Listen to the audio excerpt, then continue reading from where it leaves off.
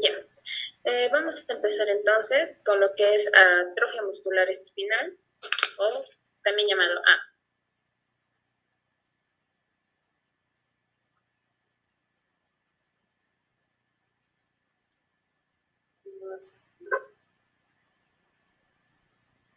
Está. Bien, vamos a definir primeramente qué es AME. Este es un espectro de síndromes autosómicos recesivos caracterizados por una debilidad y atrofia progresiva de los músculos proximales, posiblemente debido a la degeneración de las células del asta anterior de la médula espinal y de los núcleos motores en la parte inferior del tronco del encéfalo. Entonces, como dice, pues va a ser una degeneración de las células del asta anterior en sí, de las neuronas motoras. En cuanto a la epidemiología, vemos que es la primera causa de mortalidad infantil debido a una enfermedad genética, que es la segunda en cuanto a frecuencia después de la fibrosis quística entre las enfermedades genéticas graves como herencia autosómica recesiva, y la frecuencia calculada en los portadores de una mutación SMN1 es de 1 de cada 50. Entonces vamos a ir explicando sobre la etiología, o sea, a qué se debe esta degeneración de la neurona motora. Como vemos, hay una degeneración de esta, y pues al haber una degeneración de esta va a haber una falta de estímulo que va a terminar atrofiándose el músculo. Y esto se debe a que va a haber una deficiencia de la proteína SMN, y vamos a ir explicando sobre esto. El SMN1, tenemos primero el gen SMN1 y 2. Este gen se encarga de codificar lo que es la proteína de supervivencia de motoneuronas, que se llama SMN, la proteína SMN. Esta proteína se encarga de, como dice, mantener a la neurona motora, que no se degenere. Pero ¿qué pasa en esta patología? Que va a haber una anomalía genética en este gen, el SMN1, que se localiza en el cromosoma 5, y al estar alterado, no va a producir lo que es la proteína SMN. Por lo tanto, no va a haber la supervivencia de la neurona motora, y se va a degenerar. Ahora, hay dos tipos de SMN que les había mencionado, el 1 y el 2, dos genes. El 2 se encarga solo del 10%, o sea, se encarga solo de codificar el 10% de esta proteína. Y de hecho, cuando lo codifica, la proteína no es tan, o sea, es más voluble, por así decirlo.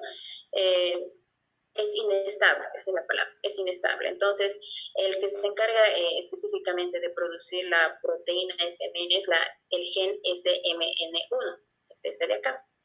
De acá.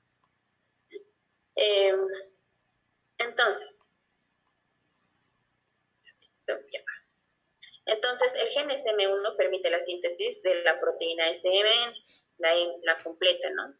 Y la 2 solo produce una parte, y esta va a ser inestable, no funciona rápidamente, no funciona y se va a destruir rápidamente. Y una proteína SMN normal es idéntica a la producida por el gen SMN1, lo que ya les había mencionado, ¿no? Entonces, dice, una pequeña cantidad de proteína puede ser producida por el gen de respaldo, que es el SMN2, y esta cantidad va a depender del número de copias que presente el paciente, y el pronóstico será más favorable cuanto más cantidad de copias posea. Pero pues como sabemos, este gen solo produce el 10% de esta proteína.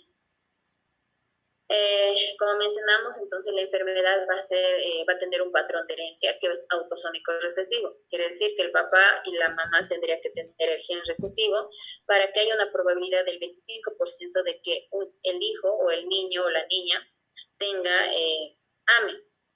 Y hay un 50% de probabilidad de que estas sean portadores, y solo un 25% de que el hijo no sea portador y tampoco esté afectado por la enfermedad. Entonces vamos a tener la clasificación. Vamos a tener en sí 5 tipos, contando desde el 0. La primera es la atrofia muscular espinal tipo 0, que es el inicio prenatal. La atrofia muscular espinal tipo 1, que es la infantil, la tipo 2, que es la forma intermedia, la tipo 3, que es la forma juvenil, y la tipo 4, que es en el adulto. Estos dos de acá tienen un pronóstico de vida normal, pero las tres primeras tienen un mal pronóstico y vamos a ir viendo. Entonces, antes de entrar a lo que es la clasificación para que podamos entender, como hemos visto, hay una degeneración de la neurona motora. Por lo tanto, estaríamos hablando de un síndrome de motoneurona inferior.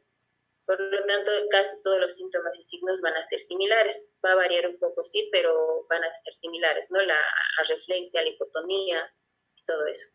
Entonces, vamos a ir explicando cada uno de de estos tipos. Entonces, el tipo 0, que es la atrofia muscular espinal del inicio prenatal, eh, se va a ver una presencia de solo una copia del gen de supervivencia de la neurona motora de la SMN2. Por lo tanto, aquí, ¿qué vamos a ver? Va a haber una disminución del movimiento fetal al final del embarazo y se manifiesta con parálisis flácida grave.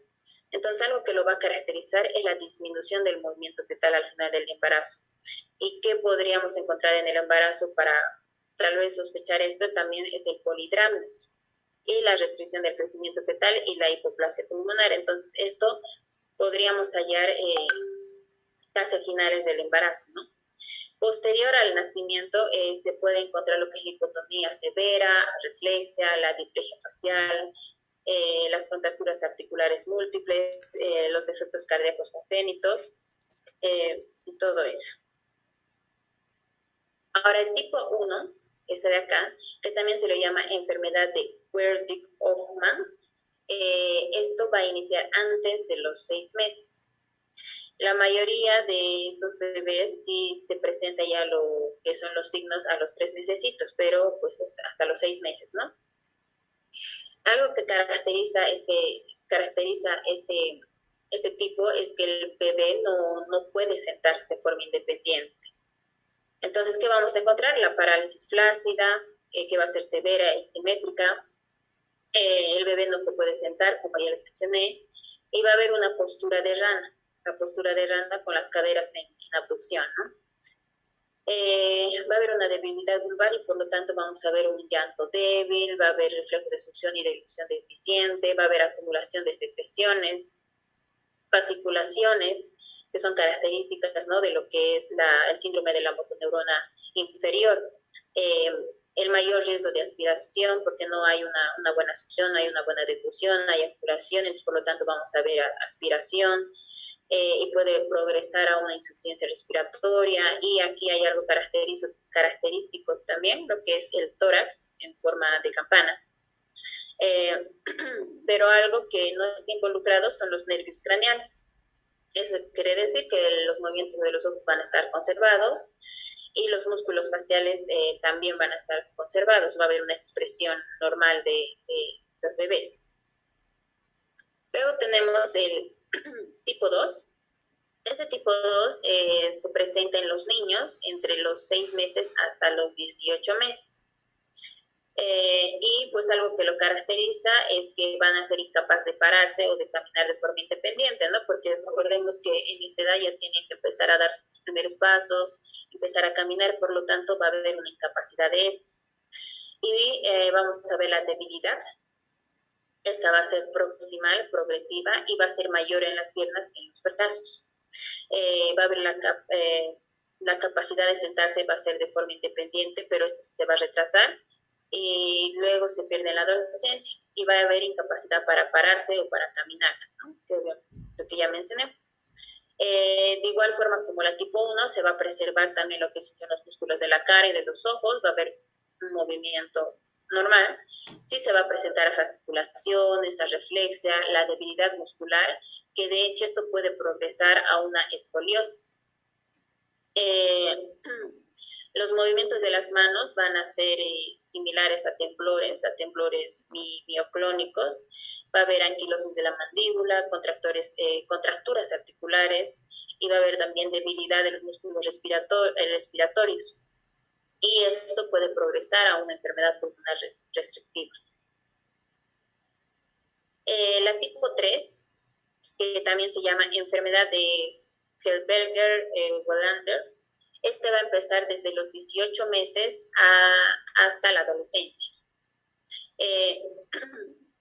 Aquí vamos a poder ver que hay una deambulación independiente, o sea, sí va a poder caminar, pero luego ya se va a ver la debilidad progresiva de los músculos proximales.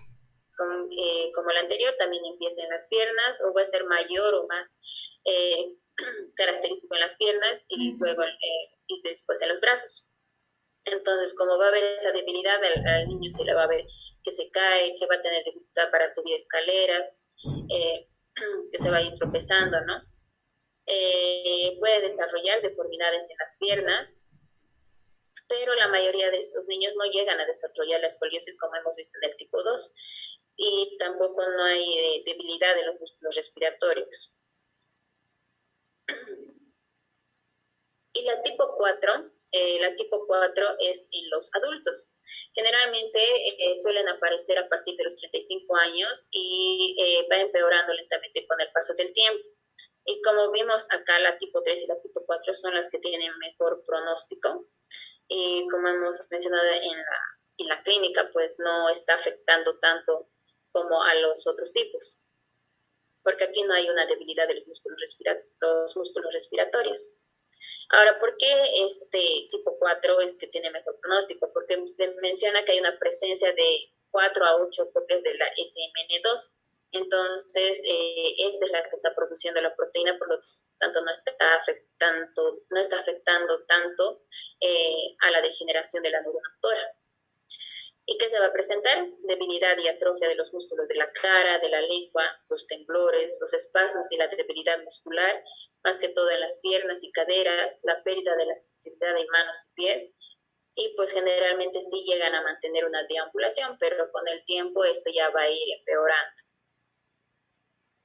Entonces aquí podemos ver un pequeño resumen de lo que hemos hablado de los 4 tipos. No está el tipo 0, pero tenemos el 1, 2, 3 y 4. En qué edad se inician los síntomas, y aquí están las características, ¿no? Los logros máximos alcanzados. Tipo 1, no se puede sentar, y también a veces también no pueden como sostener la cabecita, porque llega a afectar a los músculos extensores de la cabeza. Entonces también eso va a ser rápido la progresión. El tipo 2 también no se, la sedestación, perdón, sí es independiente, pero no puede deambular independientemente. La tipo 3 puede deambular, pero con una dificultad. Y la tipo 4 sí puede deambular durante toda la vida adulta, pero esta sí va a ir progresando y va a ir empeorando, ¿no? El paciente. Ahora, ¿cómo vamos a diagnosticar? Pues primeramente con lo que es la historia clínica, con la anamnesis. Si estamos pensando en una tipo 1, pues como ya les mencioné, hay que evaluar en el embarazo polidramnios, la disminución de los movimientos fetales, entonces ya hay que ir sospechando e ir investigando sobre esta enfermedad, ¿no? Ya cuando estamos hablando de los otros tipos, algo que va a caracterizar es la debilidad y la hipotonía. La debilidad muscular, que generalmente empieza en los músculos proximales, en las piernas, es más pronunciado en piernas que en brazos.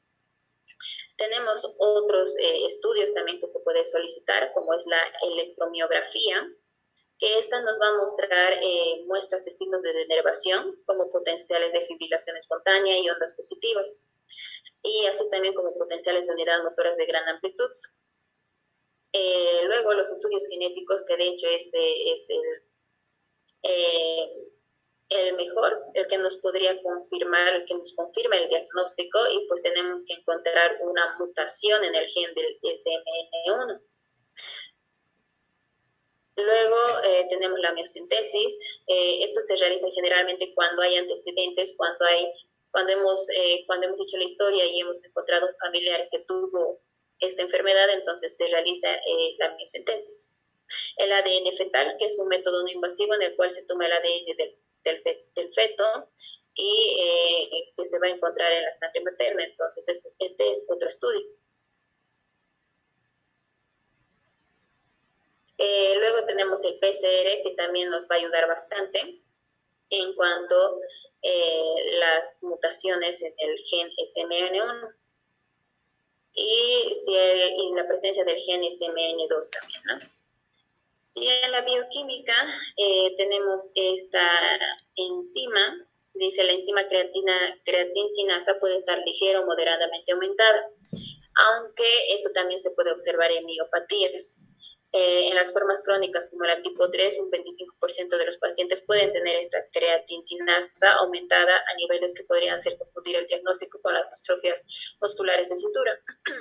Entonces, nos puede servir, pero hay que diferenciar de otros diagnósticos, ya que, como menciona, que puede presentarse una elevación de esta enzima en las miopatías, entonces no es tan indicado, ¿no? ¿Y qué diagnósticos diferenciales tenemos? Las miopatías, las distrofias musculares, las neuropatías, enfermedades que afectan a la unión neuromuscular, ELA, ¿no?, que se habló ayer. Y el tratamiento. El tratamiento se va a basar en el soporte, en un tratamiento de soporte y en un tratamiento para la enfermedad como tal. Entonces, primeramente vamos a ver estas como son estos tres, que es la nusinersen, que dice que aumenta la cantidad de proteínas que necesita el cuerpo. Funciona haciendo que el gen de refuerzo, que es el SMN2, se parezca más al SMN1 y fabrique la proteína necesaria. Entonces va a ir actuando ahí. Tenemos otro que es la onacegnogene, que generalmente se usa en niños menores de 2 años. Se administra solo una dosis por vía endovenosa a lo largo de 1 hora. Y ayuda a los niños a sentarse sin apoyo, a comer, a darse la vuelta, ¿no? Va a mejorar lo que son, va a mejorar la calidad de vida del niño. El Zolgensma, perdón, es una terapia génica que va a estar basada en vectores de virus adenoasociados, y esta va a ser también de administración endovenosa en niños con atrofia muscular espinal, o sea, con AME. Y esto lo que va a hacer es aportar una nueva copia funcional del gen SM1 en las células del paciente para detener la progresión de la patología, ¿no? Para que no progrese. Y luego tenemos el tratamiento de soporte. Entonces, en el tratamiento de soporte, como hemos visto, hay una debilidad de los músculos y está afectando a la boca, a la garganta, y al niño se le dificulta tragar. Por lo tanto, se puede usar lo que es la sonda nasogástrica, la sonda gástrica o la sonda de yeyonostomía.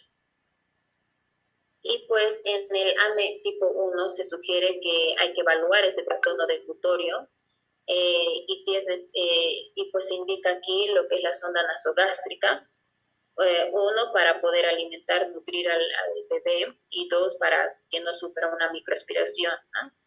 Hay que suplementar los micronutrientes, garantizar un aporte hídrico adecuado y derivar al fonoaudiólogo a partir del 6º mes para poder evaluar los trastornos de deglución y hacer un tratamiento precoz de la constipación. Y hay que evitar los ayunos prolongados.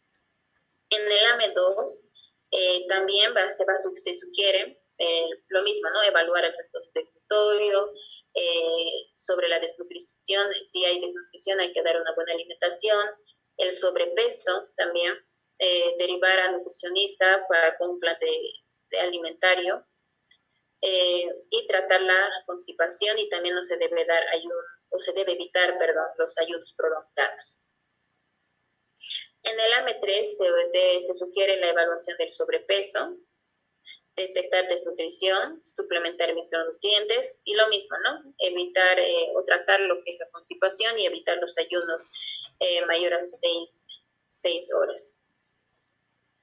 Otro cuidado que también tenemos que tener en cuenta es el cuidado respiratorio, porque recordemos que llega a afectar a los músculos respiratorios. Generalmente lo que es el tipo 2, el tipo 1, ¿no? Entonces, es importante la ventilación asistida durante el día debido a la debilidad muscular del cuello, la garganta, el tórax, y en casos más graves sí se va a recurrir a una ventilación invasiva. Entonces, aquí vemos un pequeño cuadrito del compromiso respiratorio según a los tipos.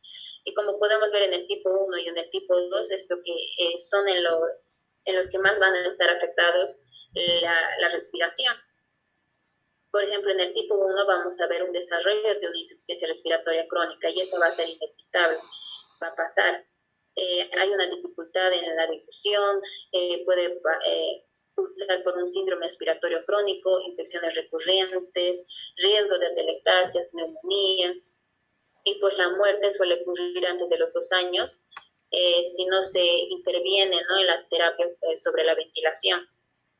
En el tipo 2, la insuficiencia respiratoria crónica también va a ser presente, pero este es frecuente, es muy frecuente.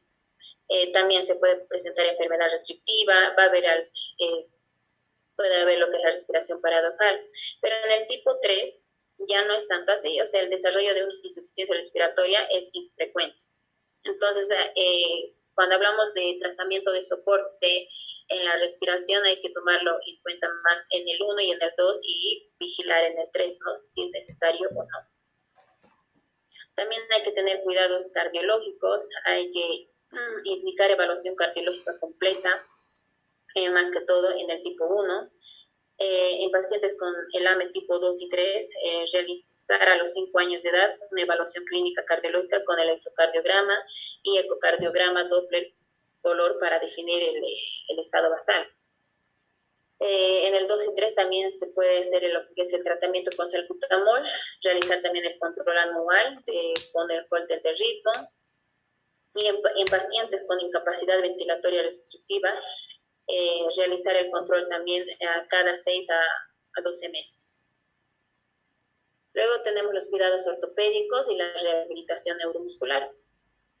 Esta también es importante. Por ejemplo, tenemos el refuerzo con una faja para la espalda o un corse para poder sostener al niño en una cierta posición, porque recordemos que en el tipo 1 no puede sentarse, ¿no? De hecho, a veces le dificulta levantar la cabeza. Y pues para la solución permanente de la curvatura espinal es casi siempre indicado una cirugía, la cual puede hacerse si el estado respiratorio del niño es suficientemente bueno como para soportar esa cirugía.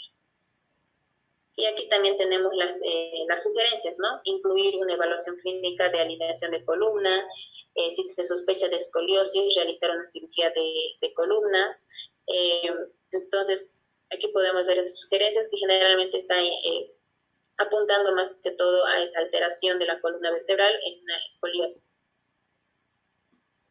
Luego tenemos la fisioterapia y la terapia ocupacional, que es importante realizar ejercicios de ayuda para poder proteger las articulaciones de las lesiones y también de la rigidez, para mejorar la flexibilidad, favorecer la circulación sanguínea en las extremidades, aliviar el dolor y ayudar también a tonificar los músculos involucrados en la respiración.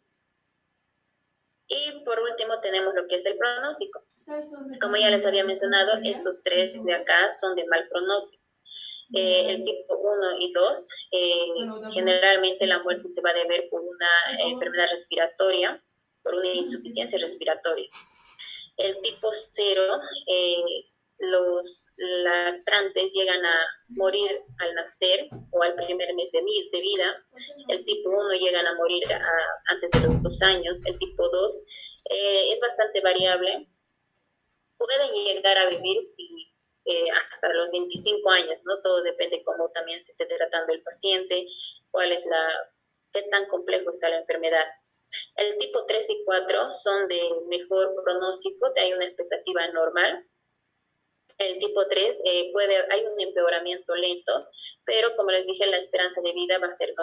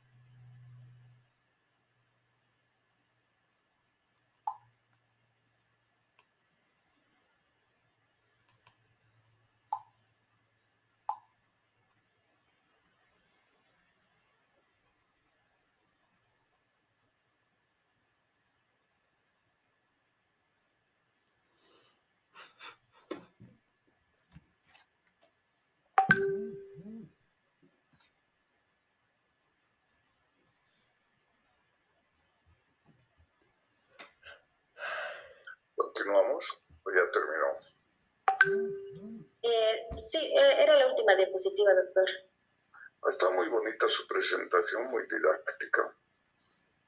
Verán de que son casos raros, pero el primero, el segundo, es muy posible que encuentren en su rotación de pediatría, ¿no es cierto? Eso va a ser interesante. Van a tener las bases para que... ¿Sí? Amén. Haremos miastenia gravis más. Y de esa manera creo que llegando no va a ser tarde. Yo tengo que estar a las 10, 10 y cuarto en el seguro universitario, una cirugía. Por eso no nos alcanza, ¿no? Entonces haremos miastenia gravis. Me habilitan para compartir, por favor.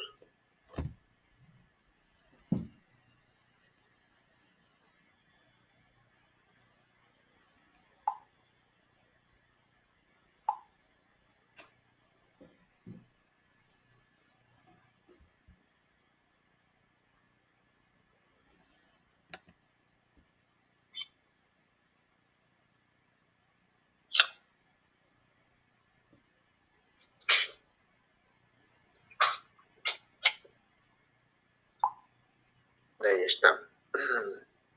Bien.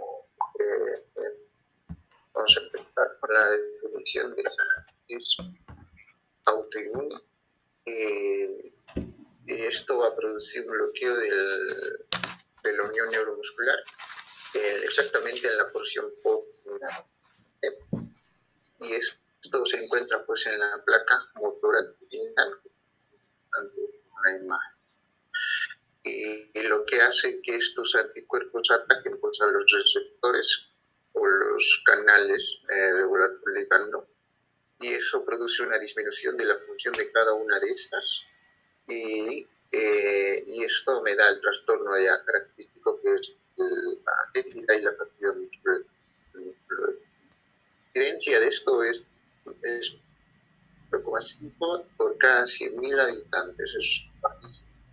Su prevalencia de 12 casos por cada 100.000, y la relación hombre-mujer en una intensidad mayor relación tiene 3 a 1, pero si hablamos ya aquellos que están en la séptima década ya mayorcitos, el que predomina ahí ya sería su etiología y su factor de riesgo. La etiología es algo desconocida, pero con el tiempo se han ido ya viendo cuál sería. Y entre ellas han encontrado de que son autoinmunes que están produciendo las glándulas o el timo. ¿Sí?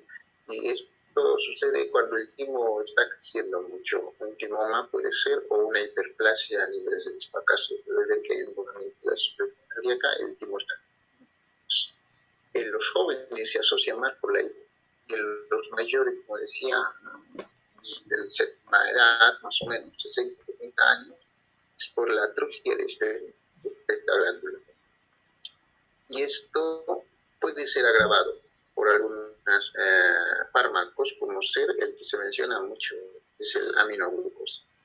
Estos suelen aumentar aún más este proceso. ¿Cuál es la patogénesis y fisiopatología?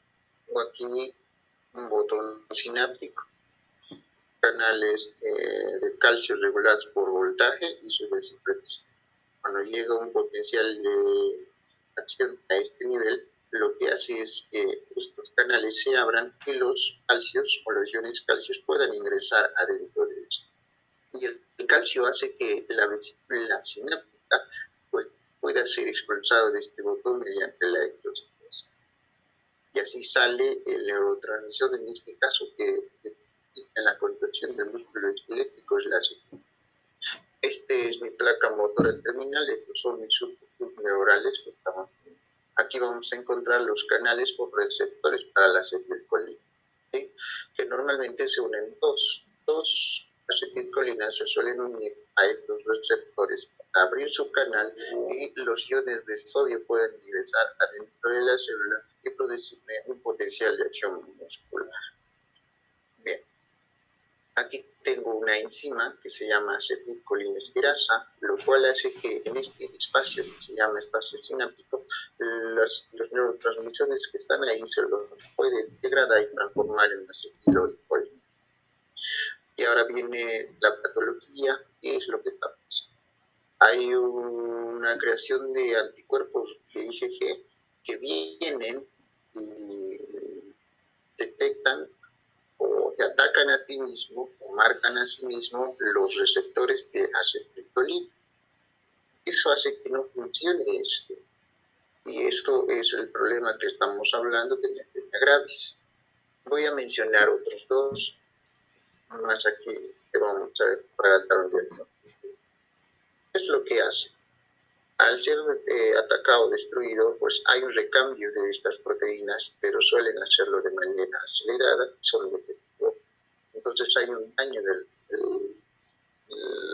de la comunicación post-sinaptic, lo cual hace que exista también un bloqueo. O sea, la acetilcolina ya no tiene esos sitios de uniones específicos para estos receptores y ahí viene el problema. También se ha demostrado, eso en otro, que hay otra proteína aquí que se la llama MUT, que también suele venir este anticuerpo y destruir este bien, pero el más 90% de los casos es prácticamente a este receptor. Hay otros anticuerpos que suelen venir a los canales de calcio regulados por voltaje, dándole el error a este nivel, y esto se le denomina pues el Lambert-Eaton. Otros toxinas que vienen y suelen unirse a lo que son las sinápticas y así evitando la expulsión del neurotransmisor hacia afuera. La inhabilitación ya lo conocemos, es la toxina por botulismo. La diferencia de entre esos tres, uno es la localización. La miastenia gravis es postsináptica y estos dos de acá son presinápticas. También las gran diferencias son las posiciones. Como está el receptor del Lambert-Eaton, el receptor canal regular por voltaje de calcio, el botulismo a la vesícula sináptica y la miastenia gravis está en los receptores de la acetilcolina. Se ha clasificado esto por 5 estadios y esto gradualmente. El 0 no hay datos. El 1 empieza siempre con la debilidad muscular de los párpados. En el estadio 2 tiene 3, perdón, el estadio 2 tiene 2 A y B. Y esto ya es cuando ya se está afectando otro grupo que no sea de los párpados. Ya puede ser las extremidades, de la orofaringe o parte de los. El estadio 3, la debilidad ya empieza a ser moderada. El cuarto es severo. En el 3, al ser moderado, obviamente aparte de lo que es la parte de los párpados, se va afectando las extremidades, así como la diferencia es moderada. En el 4 es casi lo mismo, pero ya es más severo. En el 5, pues el paciente ya no puede respirar por sí mismo. Entonces necesita un manejo asistido o una respiración asistida. Entonces, ¿qué pasa en la ocular? Normalmente tienen ojos melancólicos, lo llaman otros, cuando es simétrico, pero acá vemos asimétrico. ¿Sí? El párpado superior se le suele decir al paciente que mira hacia arriba y que logre mantenerlo ahí. Y normalmente se fatiga uno y se cae. Esto en la parte ocular. Hay otros miastenias de inicio temprano, aquellos que tienen menos de 50 años. El tardío es aquellos que van apareciendo después de los 50. Habíamos dicho que en los menos de 50 años había sido la hiperplasia tímica, y cuando es más de los 50 años hemos dicho a los ratos la atrofia. También se ha demostrado que están asociados por este tenis. El HLA es difícil acordar esta memoria. Bien, la otra miastenia grave está asociada ya por la del y el MUS que les había dicho, que suele estar al ladito del receptor de acetilcolina, que participa esto según vi, en la unión neuromuscular, solo mencionan eso, desarrollo y la unión neuromuscular. Y el caso de esto es debe ser bajo de 10%, mientras que la afectación de los anticuerpos hacia la insulina es más o menos en un 90%. Hay otros aquí que ya son de baja porcentaje, de 1%, y estos se van asociados por la presencia de estos anticuerpos de LRP4, ¿sí? Que no están asociados al tiempo. Ahora también se ha demostrado que cuando hacen un diagnóstico el sal hicieron negativa. No tiene para el por acetilcolina, ni para el MUT, ni estos anticuerpos que no se pueden detectar, dicen, porque una baja sensibilidad a este. Entonces, esto de aquí es bastante difícil de dar un diagnóstico. De cualquier edad, esta es variante. Manifestaciones clínicas, el primero en aparecer, les decía, era la parte del párpado. Y entonces, hablamos a nivel del ocular, suele producirme esto también puede afectar a los músculos del masotero. ¿En qué sentido? Pues lo que me da es una fatiga y una masticación. No me acuerdo cómo lo llaman eso. A ver, pero sé que se mascan, están mascando y sienten una fatiga facial del nombrecito. Eso es lo que tienen cuando hacen las masticaciones. Sus músculos faciales empiezan a fatigar y hay una hipotonía de la lengua y tiene cansancio en la parte de los... ¿Cómo va esta manifestación? Va por la debilidad, la fatiga, y esto va a ir aumentando en el día. O sea, en la mañana está fresco, bien. Mientras va pasando el día, hasta la noche, empieza a empeorar el cuadro. Y esto es grave. Cuando empieza a afectar ya el músculo del diafragma, pues ya me puede llegar a una insuficiencia. ¿Sí? Si se comprometen los músculos intercostales, también me podría dar. Entonces, esto es la parte más grave que suele llevarme a una crisis miasténica cuando esto ya se exacerba demasiado y esta falla ventilatoria se necesita intubar al paciente a ventilar y eso porque hay un compromiso a nivel del diafragma y aquí tengo una lista de cómo podría ir afectando. Vamos de arriba hacia abajo. La diplopía o visión borrosa, eso por los músculos del globo ocular que no están bien por la fatiga. Hay una caída del párpado superior por la ptosis vertebral. La cara está inexpresiva. El sonrisa es horizontal. La claudicación mandibular, cuando el paciente empieza a masticar, se cansa y al mismo tiempo tiene una fatiga.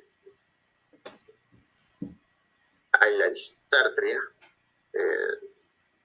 para hablar, no es una fascia, sino que tiene una fatiga en los músculos que pueden hablar. Puede tener disfagia, atragantamiento. En el oído medio se ha demostrado que también su cabeza puede ser colgante, suele caer hacia abajo porque ya tiene una fatiga muscular o una debilidad. Y las extremidades suelen tener ya las debilidades. Esos pacientes no pueden ni llegar a un piso, van subiendo las gradas y necesitan sentarse. Por eso, en cuanto a el parte ventilatoria, me puede dar una insuficiencia, como dije, y eso me lleva a la crisis de esto. ¿Cómo lo diagnosticamos? Primero, la anamnesis, que sería esto, o sea, buscar con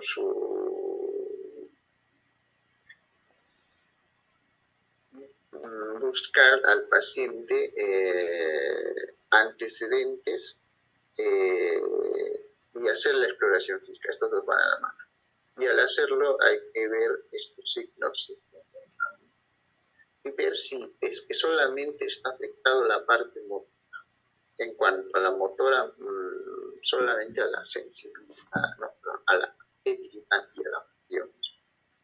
Y hay que hacer sus exámenes y esto ya se empieza a buscar pues, defectos de mutaciones a nivel de anticuerpos. También se busca por una electromiografía y se ha demostrado de que cuando se le administra el electroconio, esto es un nivel la hidrólisis de la acetilcolina, porque este se une pues, de manera competitiva a esa enzima que les había mencionado, la acetilcolina. Entonces, al inhibir esa hidrólisis, la acetilcolina debería de mantenerse mayor tiempo en el espacio. Si el paciente se mejora con esto, el tiempo de duración está soporte. Luego se vuelve a poner más. Con eso es un tipo de diagnóstico que están dando para dar a este tenía gravis. Entonces, esto es lo mismo, pero quiero aclarar esto de acá de las tono al principio está conservado, sus reflejos y su sensibilidad son normales. ¿Sí? La debilidad muscular es la que está evidente, es la que se mira. En los ojos se le pide al paciente que mire hacia arriba, más o menos 30 segundos, y si cansa uno de ellos, suele caer, y de eso se ve una cosa. También pueden provocarse dimensión doble. En cuanto a las extremidades, pues hay que pedir al paciente que realice la abducción repetida del hombro con 20-30 veces. Hay que ver su fuerza al principio y al final de la para ver si tiene. ¿Cómo diagnosticamos esto? Pues ya los mencioné. Primero, ver si solamente tiene debilidad y fatiga. No tiene que tener areflexia ni disminución de las sensaciones. Y más somatosensitivas se mantienen conservadas. Y la prueba de la anticolinestasa, tener el hidroponio, que como tiene una duración corta, el paciente mejora y después se pone mal, entonces con eso ya se dan. Buscar a este anticuerpo, el IgG, que normalmente en un 80-90% mencioné que es frecuentes. Las electromiografías para ver si el nervio está funcionando. Y dar el diagnóstico diferencial, ya les había mencionado los presinápticos que era del Lambert-Eaton y también del Botmans. Aquí tengo otras nomenclaturas que han mencionado, la neurostenia, la enfermedad de Brett. Aquí tenemos al síndrome del Lambert-Eaton, donde se el efecto de los anticuerpos, los receptores de calcio regulados de toxina butínica que impiden la liberación de las. Su tratamiento es uno de ellos, es la anticolinestasa. La enzima que les había mostrado arriba destruye la acetilcolina. Entonces, para que este neurotransmisor esté más tiempo en el espacio sináptico, hay que evitarlo y para eso le he administrado los anticolinos. Acá tengo anotado la biotimina. Esto ayuda a que la acetilcolina se encuentre en el espacio sináptico. Eso hace que tenga más posibilidad de poder unirse a los sitios de unión de los receptores de acetilcolina para producir un periodo de protección. Otro de los tratamientos son los inmunosupresores, hay que unir anticuerpos que atacan a ti mismo, que van directamente al receptor. O quitar, si tuviera una timectomía, sacar una timectomía, aquellos que tienen mumas. Y después, al final, estos son los últimos, ya la plasmaferis, la inmunoglobulina. Esta es la inmunosupresión que se están utilizando en el largo plazo, es la aspirina. Tenemos al microfenolato y corticoide en conjunto para disminuir estos anticuerpos. Bien. La tinectomía quirúrgica se le saca, esto suele mejorar en un 85%. Tiene cómo evoluciona el paciente, va variando mucho, depende del grado del paciente. Y como había mencionado al principio, comienza en la parte ocular y a veces queda como una secuela. Se puede quedar permanente. Lo que hay que hacer es más bien evitar la crisis. Y de acuerdo a eso, vamos viendo. El caso clínico, tengo acá, una mujer de 48 años, fumadora de 30 cigarros, otros antecedentes. Refiere que el proceso comenzó con sensación de generalizada, hayas tenido síntomas subjetivos de desinterés. Los síntomas aumentan con el transcurso del día, va aumentando. Lo atribuye esto por el exceso de trabajo y la estrés. Se siente más débil a medida que dura. La debilidad es progresiva, ¿sí? Hasta el punto de hacerle sentarse tras subir las escaleras de una sola planta. Sube la paciente una planta, ya se siente cansada, está débil, y empieza a repetir. 2 meses después del inicio de la sintomatología, la paciente consulta por lumbo rosa, que aumenta con la luminosidad y va mejorando en el reposo, ¿no? Pocos días después de notar estas alteraciones visuales, se añade claudicación mandibular, que les mencioné, empiezan a masticar, dificultad para la elevación de los brazos, no presenta síntomas de apetito digestiva ni urinaria, tampoco refiere. La exploración física en el estado general es bueno, anormal. La piel y fanería son normal, no presenta bocio, temperatura, está normal también. Hay hallazgos en la auscultación cardiopulmonar ni a la palpación. Lo que sí ven es la lactosis cerebral que aumenta con la estés de la fatiga. Mirar hacia arriba al paciente, 20 segundos aproximadamente, se cansa y luego tiene párpado caído. El resto de los pares craneales están normales. Presenta la disminución de la fuerza en la cintura escapular, en la cintura pelviana, puede ser simétrica en el paciente. Después tiene fatiga, tampoco se de mantener los brazos en las elevadas. Reflejos y sensibilidad son normales, como decía, estos se van manteniendo normalmente.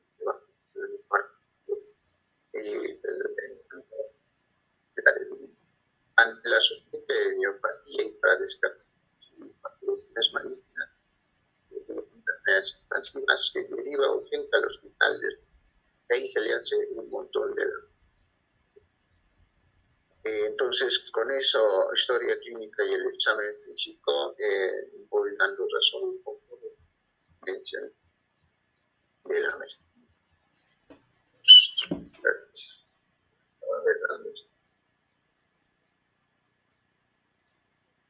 Ha estado muy bien. Creo que ha estado muy bien. Una explicación adecuada del caso clínico, bastante explícito. Sí, revísanlo. Y si pregunto los tips, ¿Ha anotado sus tips? Señorita Jimena, ¿tiene tips? Sí, algo, doctor. Como definición he puesto que que la miastenia gravis es un bloqueo porque se produce en los receptores en las placas neuronales de receptores de la acetilcolina, un bloqueo en en los receptores, ¿no? Entonces es una de las definiciones que puse como patogénesis más o menos. En la etiología es autoinmune, puede producirse por enfermedades que afecten a este nivel, y también en pacientes jóvenes se produce más que todo, o fármacos también pueden afectar. Después he puesto la clasificación. Hay clasificaciones que afectan a la miastenia ocular, clasificación de por inicio temprano, por aparición tardía, asociación a tumores, eh, y el que era un raro en un 10%, si no me equivoco, decía el MUSC. Y en la clínica, más que todo, vamos a ver ptosis palpebral, diplopía fluctuante, dificultad en la masticación y reflejo nasal por déficit velopalatino. Y eso. En el diagnóstico se hace más que todo por la debilidad o la fatiga que va a presentar el paciente, y la prueba de la acetilcolinesterasa también se puede usar. En el tratamiento más es por fármacos antiacetilcolinestéricos como la piridistigmina y los inmunosupresores. Está bien.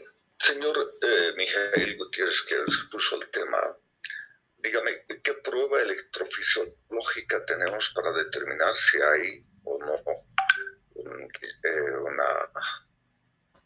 una miastenia gravis?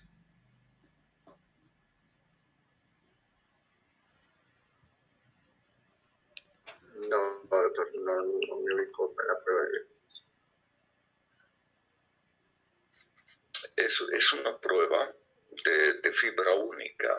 Normalmente una fibra muscular se agota después de 15 contracciones. Cuando se hace esta estimulación de fibra única, en el caso de miastenia gravis, alrededor de la séptima, octava ya se agota, se cansa, se fatiga la fibra. Ese es el otro diagnóstico que se hace, además de los anticuerpos que existen, o el tratamiento o la prueba terapéutica con piridostigmina, etofronio, cualquiera de ellos. ¿Ok? Bien. Nos vemos a las 5:30, ¿sí? Hoy día no alcanzamos al hospital entre que llegue y ustedes lleguen, va a ser las 10:45, para estar 15 minutos no tiene sentido, ¿sí? Pero revisen a los pacientes, ¿ya? Sus historias clínicas bien hechas, ¿ya? 5:30 nos vemos entonces. Hasta luego. Listo. Hasta luego.